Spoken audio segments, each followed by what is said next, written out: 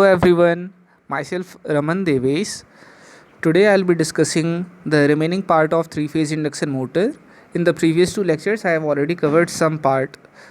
Now let's begin. So today we'll be discussing no load and blocked rotor test on three-phase induction motor. No load and blocked rotor test on three-phase induction motor.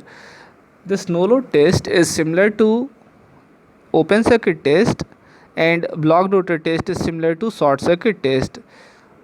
As we have performed these tests on transformer, so these two tests are performed similarly on the three-phase induction motor as well.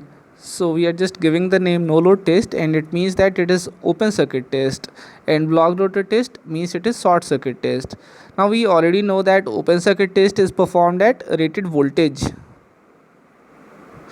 It is performed at rated voltage. So here also no load test will be performed at rated voltage, and here short circuit test it is performed at rated current. It is performed at rated current. So our blocked rotor test, it will also be performed at rated current. Now what is the purpose of doing these two tests? Why are we performing this no load test and blocked rotor test? Our main aim of performing these two. Now what is the aim of performing these two experiments? Our main aim of doing these two experiments, no load test and blocked rotor test, is to find the equivalent circuit parameters, to find the parameters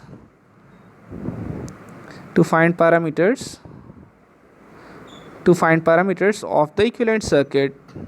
That is our main aim of the equivalent circuit. That is our main aim of doing this experiment, these two tests. And by finding these two parameters of the equivalent circuit, using these two tests, we can draw the equivalent circuit.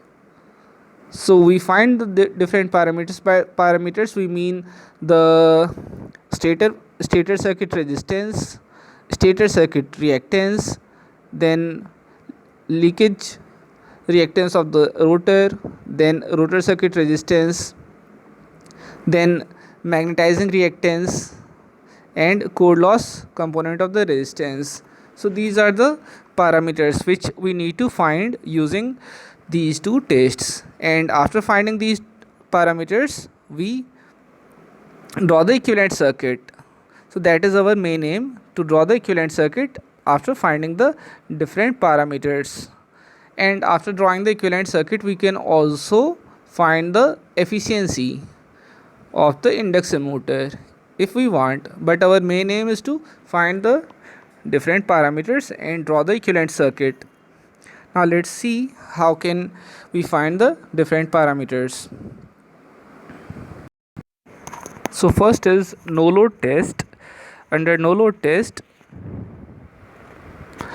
under no load test we find the different parameters. We find stator circuit resistance as well as reactance under no load test, and the magnetizing branch parameter, that is JXM. So we find the magnetizing reactance as well as stator circuit parameters using this no load test. So the equivalent circuit of no load test is somewhat like this. Let me just draw it. Equivalent circuit for no load test. We are neglecting the RC or the core loss component over here. We are just trying to find the equivalent circuit parameters, where JXM, J times of X1, R1, this voltage which is given as input over here is V no load, current which is flowing is I no load, and this is the equivalent circuit for no load test.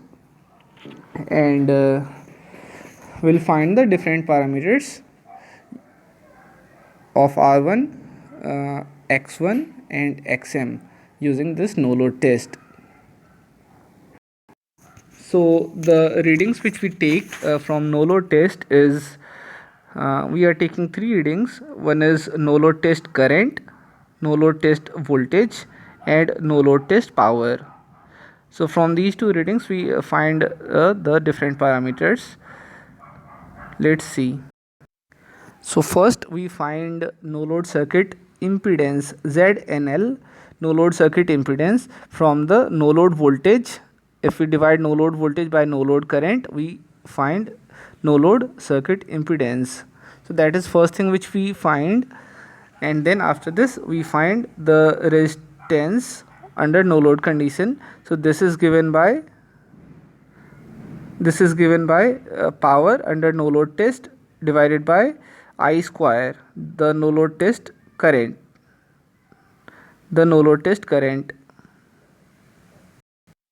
So the resistance under no load condition RNL is equal to P no load upon I no load square. So we have already found ZNL, which is equal to VNL upon INL. So using these two we find the reactance under no load test, which is equal to your under root of ZNL square minus RNL square. So we find XNL using this. Next is our blocked rotor test. So in blocked rotor test we are it is similar to the short circuit test as is performed on transformer. So it is performed at rated current, and in this the shaft of the machine is blocked mechanically by external means, is blocked. It is not allowed to rotate. Even if the current is allowed to pass through it, it is blocked and it is not allowed to rotate. And we find different rotor circuit parameters using this blocked rotor test. So here also we are taking three readings. First is voltage under blocked rotor test, current under blocked rotor test, and power rating under blocked rotor test, and using this we find different parameters. So first is ZBR, blocked rotor test impedance. Blocked rotor test impedance ZBR is VBR upon IBR. Similarly, the blocked rotor test resistance is equal to the power measured under blocked rotor test upon IBR square, and then XBR will be equal to under root of ZBR square minus RBR square. So now we have found XBR. Using ZBR square minus RBR square, and this XBR we are not going into much details here. This XBR we are assuming that the stator circuit leakage reactance and rotor circuit leakage reactance are approximately equal. We are making this assumption. So this XBR will be approximately equal to XS1 plus XR1. So these two are assumed to be equal because it's very difficult to calculate these two separately. So we are assuming them to be equal. So we find the value of XBR, and then half of this XBR will be equal to XS1, half of this XBR will be equal to XS1. Similarly, half of this will be equal to XR1. So this is what we assume. So we have found this XBR, and then we find XS1 and XR1. Now from the no load test we can see that this X no load which we found using this formula. Now after taking the readings, we are just combining the calculation part. So we have found the no load leakage reactance using this formula, and this no load X no load will be equal to XS1 plus XM, because in the equivalent circuit we can see that of no load test we can see that R1 was present, then X1 was present, and then xm was present. This was x1, this was xm, so and this was r1. So equivalent of this x under no load test was equal to xs1 plus xm. So xm will be equal to x no load minus xs1. So xm can be found because we have just found this xs1 from the blocked rotor test. We put the value here, and this we have found from the no load test. So from these two we can find the xm. Xm can be found using this. Then rotor circuit resistance can be found using this formula. We are not going to much details of the calculation here. Rotor circuit resistance can be found using this formula. We have already found RBR, and RS is known to us. This value of RS, that is stator circuit resistance, that is known to us. We use DC resistance method to calculate this, to find this value. We use the DC resistance method to find this value of RS. So RS is already known to us, and this blocked rotor test resistance is also calculated by us earlier, and we just found the value of this xm and xr. So putting these two values, we can find the value of RBR dash, that is rotor circuit resistance.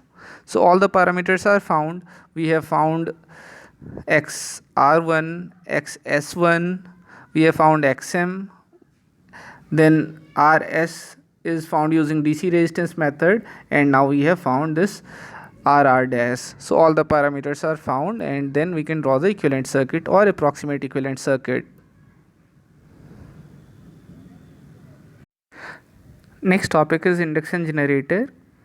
So we'll just discuss induction generator very briefly, and there are certain conditions using which our induction motor can be made to work as induction generator. If we are having an induction motor, it can be made to work as induction generator, but it must satisfy certain conditions. Now let's see what are those conditions. First is that if our rotor is rotating at a speed of nr, this is rotor speed, and the rotating magnetic field which is created in space, that is rotating at a speed of ns. Now for this induction motor to work as induction generator, nr must be greater than ns. For this induction motor to work as induction generator, this nr must be greater than ns. That means the rotor speed must be greater than synchronous speed, and this rotor speed can be made greater than synchronous speed using a prime mover. Using a prime mover, we can rotate this rotor at a speed greater than the synchronous speed or the speed of rotating magnetic field. So that is the first condition. So we need to use a prime mover to make this condition possible. But just rotating the motor at a speed greater than synchronous speed will not make it work like an induction generator. Just making the rotor of the induction motor rotate at a speed greater than ns, it will not start working like a generator. We need to satisfy certain other condition also. Now let's see. Second important criteria is to supply reactive power to the induction motor. This reactive power is supplied to the induction motor for creating rotating magnetic field. Rotating magnetic field must be created by this reactive power which we supply to the induction generator. So though it is generator, it has to develop active power, but we need to supply reactive power for creating this rotating magnetic field. And once we supply this reactive power and rotor speed is made greater than ns, then it will start working as induction generator. So there are two methods of supplying this reactive power. One is using capacitor bank. We can use capacitor bank to supply this reactive power to the induction generator. First is using capacitor bank. We can supply this reactive power to the induction generator, Or second method is to connect this induction generator to the grid. So this grid will automatically supply the reactive power to the induction generator. Reactive power will be supplied to the induction generator, and induction generator will supply active power to the grid. So these are the two methods, and this is how we can make our induction motor work as induction generator.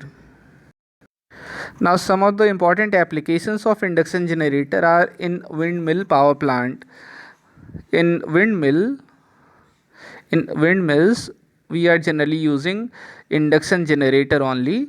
There are two types of induction generator used here. First is self excited induction generator and other is doubly fed induction generator. First is self excited